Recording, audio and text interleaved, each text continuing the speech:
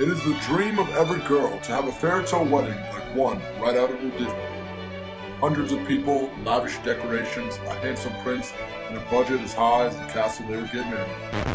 Unfortunately for Becky Sue, all she had was Earl and a handful of cash.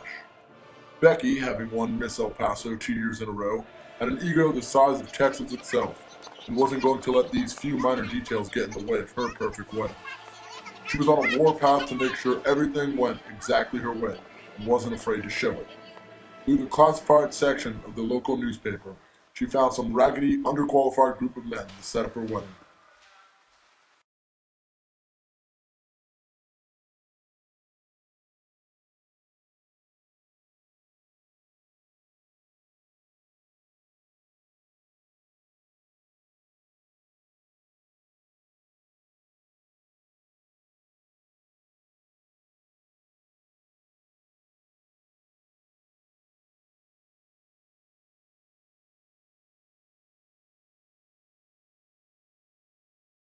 They called themselves the Miller Brother Entertainment Company and were known to be a little on the wild side.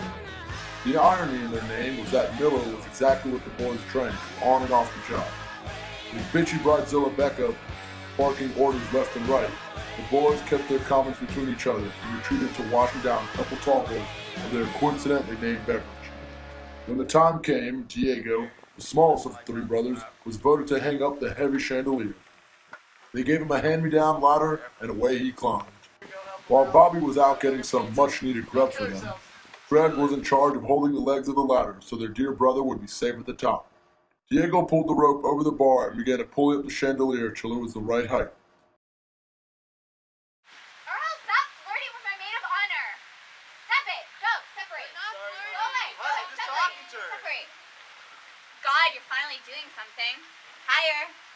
Becky stood directly under, looking overhead to tell him when it was correct. Higher! Make it higher! Diego, standing completely on top of the ladder, was starting to feel the effects of his drink of choice.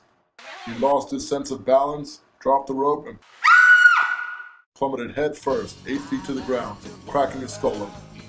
The chandelier crashed right down on the bride-to-be, crushing her head and piercing her body with shards of glass. This tightened the rope around Greg's neck, hanging him up to dry. Becky was a bride who wanted to be a fairy tale come true. Instead, down came the chandelier, Becky and